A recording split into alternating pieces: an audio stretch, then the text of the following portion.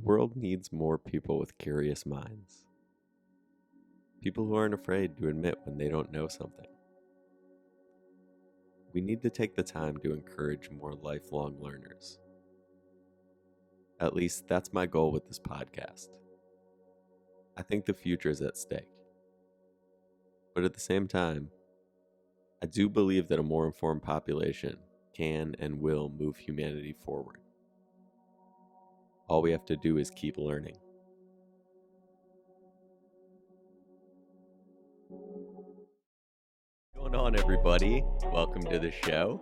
If you're new, I'm excited to have you here. If you're coming back again, thank you. I appreciate it. I'm glad you guys are enjoying the show. Today is one of those episodes where, as I was learning and doing my research, I actually ended up coming up with more questions than I had answers. And that's how life is sometimes. I think it's kind of cool. Every now and then you get in a situation and you leave it with more questions than you anticipated. And I think sometimes that's cool because it can create like a snowball effect for you in learning new things. You might leave from it and end up going and looking up a bunch of stuff that's adjacent to the topic that you originally started learning about. Or you might want to really drill down on specifics of something. And it gives you things to think about from like maybe a philosophical sense, or you might want to look into new theories of something, whatever it may be. I just think it's kind of cool when every now and then that happens. So I just think it mirrors life in a way, and it's just kind of cool. But this is definitely one of those type of episodes. So let's go ahead and get into it. Our story starts today in the spring of 1900 when Captain Demetrios Kantos and a crew of sponge divers from Simi Island in Greece discovered the Antikythera shipwreck and recovered artifacts during the first expedition of the Hellenic Royal Navy. Now, the Hellenic Royal Navy existed during periods of monarchy in Greek history. Nowadays, because Greece doesn't operate under a monarchy, it's just known as the Hellenic Navy. Now, something that I never considered before about shipwrecks is the fact that when you discover a shipwreck, you don't just automatically recover everything from the shipwreck in like a week. It takes a long time. You have to consider the structural integrity of the shipwreck itself. A lot of times you don't know how long it's been underwater for immediately. You don't know where or what it's made out of because you don't know what time period it came from. You're not 100% sure on what elements of the ship may be dangerous. And, you don't want to put people down there to start recovering artifacts and find out this shipwreck is very unstable and very unsafe. So it ends up taking a long time. And I also really never thought about it, but a lot of times these shipwrecks get discovered, and then for years later, they're repeatedly explored by scientists and explorers and people who are, for whatever reason, they are interested in the shipwreck. There's a lot of different reasons. A lot of different groups of people could be interested in a shipwreck. But either way, it's not something that necessarily is a quick process to explore a shipwreck. And so it's interesting because in this particular instance, the shipwreck was discovered in 1900, but it wasn't until 1901 that the namesake for this episode was recovered from the wreckage. You see, I recently learned about the Antikythera mechanism, and that was one of the artifacts, look at that. I mispronounce things every now and then, right? Look at that. It's been a long week. Anyway, it's one of the artifacts that was recovered from that shipwreck in 1901. And so a full year later is when they actually ended up finding the Antikythera mechanism, which I just think is an interesting fact. But like I said, every time that I learned something for this episode, it led to more questions. And I think you're probably going to end up in that same boat as we go through this episode, no pun intended. And I think you really will leave with a lot of questions, and I think that's kind of cool. So in this episode, what I'm going to try to do is I'm going to go ahead and answer 3 of the questions that I had that I think are more broad, general questions, and those will help explain the Antikythera mechanism as best I can. And the first of those 3 questions is, what is it? The Antikythera mechanism is a device that was discovered inside the remains of a wooden box that was recovered from the shipwreck. The wooden box is roughly the size of a shoebox to give you an idea of the size of the mechanism itself. It was described in a paper as being discovered in a form that was essentially one giant lump and was subsequently divided into three main fragments, which have since been separated into 82 separate fragments through conservation efforts. Now, four of these fragments contain gears, and you can find inscriptions on a lot of the other 78 fragments. To give you an idea of the scale of this thing, the largest gear is 5.1 inches in diameter, and it originally had 223 teeth. All right, now it's truth time for a second. I'm going to be honest with you guys. When I was doing the research for this episode, I was imagining the 5.1 inches in diameter as circumference because I was swapping circumference and diameter in my head. That's probably because I haven't been to a fourth grade math class recently. The difference between circumference and diameter hasn't really come up a whole lot in my adult life. It's not like I ever went to a job interview and they were like, all right, Nick, we're going to go ahead and start with a few basic questions. Can you tell us about a time where you were in a situation where you had to work with someone who didn't know the difference between circumference and diameter? How did you handle that? What did you tell them? Like it's just not coming it's just not coming up in my daily life. Like I'm being honest with you. Like I know. Like look, I coach high school basketball. Some of the kids I coach are gonna hear this. I get it. Like I'll probably get in trouble for this at some point, but like you're not using that in your daily life. I'm sorry. There are certain professions where you will, and they're going to make it very abundantly clear to you that you need to know the difference between some of these things. But I'll be honest with you, I'm not using circumference and diameter all the time. So, every now and then you get them confused. I don't think that's crazy. And because I know that's the case, I know there's also some of you listening to this right now who are thinking to yourself, fuck, am I as dumb as Nick? And because of that, let's go ahead and get on the same page real quick. When I say 5.1 inches in diameter, I mean the gear itself is 5.1 inches across the face of it. So the gear, it's not, as I learned, 5.1 inches around. That is circumference, right? Circumference is the girth, if you get what I'm saying. So across the face of it, 5.1 inches is what we're talking about. So I say all this to say it's not necessarily a large piece of machinery. It's pretty small, to be honest. And the fact that that small of a gear has 223 teeth speaks to how precise the device is.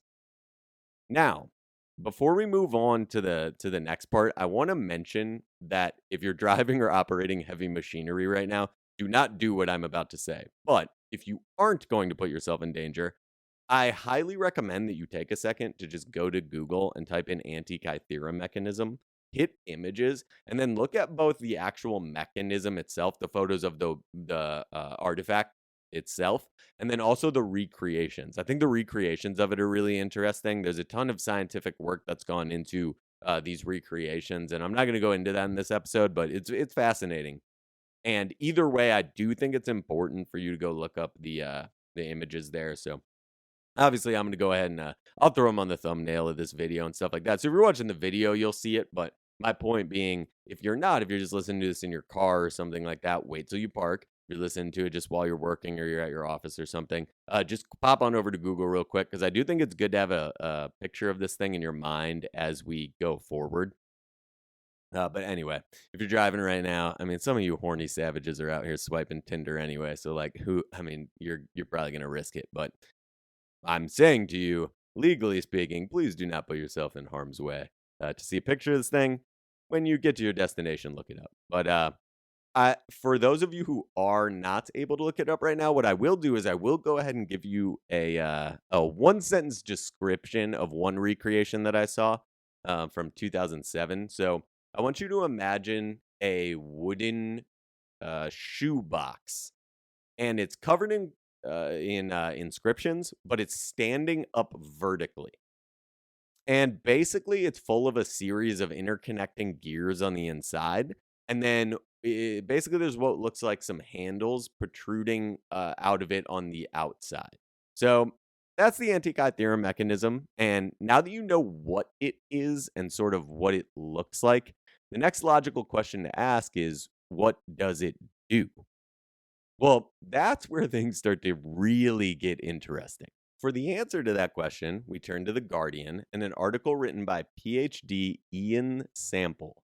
He writes, quote, in 2008, a team led by Mike Edmonds and Tony Freeth at Cardiff University used modern computer X-ray tomography and high-resolution surface scanning to image inside fragments of the crust-encased mechanism and read the faintest inscriptions that once covered the outer casing of the machine.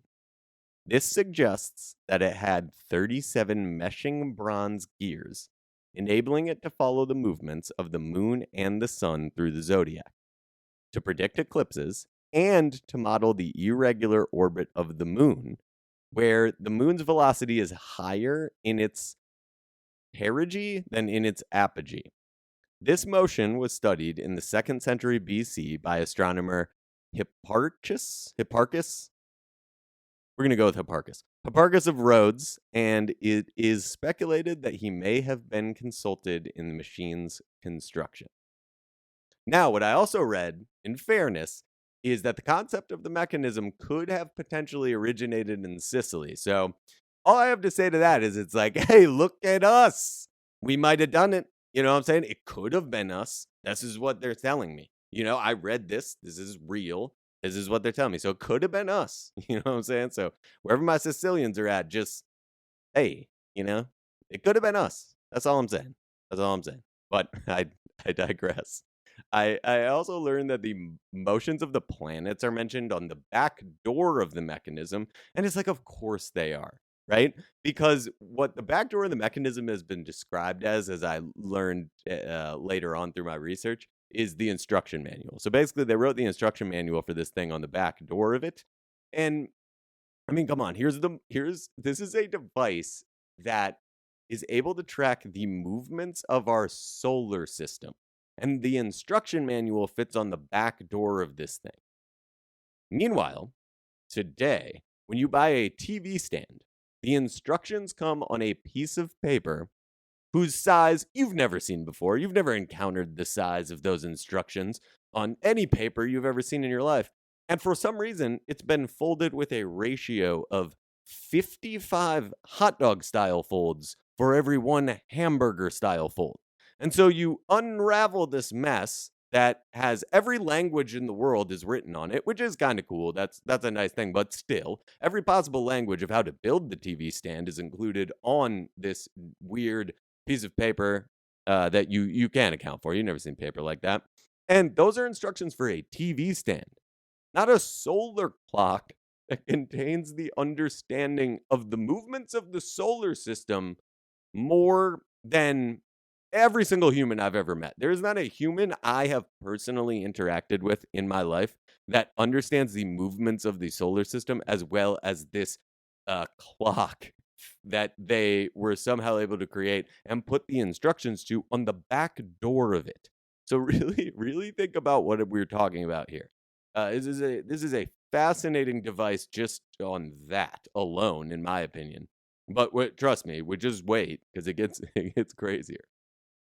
Now, that's also, and I did want to say this, that's not to mention that they also threw this thing on a boat and just headed out to sea. They didn't bubble wrap it in some conspiratorial large amount of bubble wrap. And I say conspiratorially large because sometimes you get packages and it's like, where the hell is all this bubble? Why? Like, where is it coming from? Why are they doing this? It's like they're in cahoots with the bubble wrap industry and just buying it up and making those people rich for some reason. It's insane. It's like, why do we have so much of this non-biodegradable plastic and everything that is shipped everywhere that definitely doesn't need it? Like, I really don't think when you order your AirPods and they already come in a plastic container that they need to be wrapped in bubble wrap or whatever. And maybe, Apple, maybe I'm wrong. I'm sorry, Apple, if I'm wrong and you're not bubble wrapping everything, but I think you guys get the point.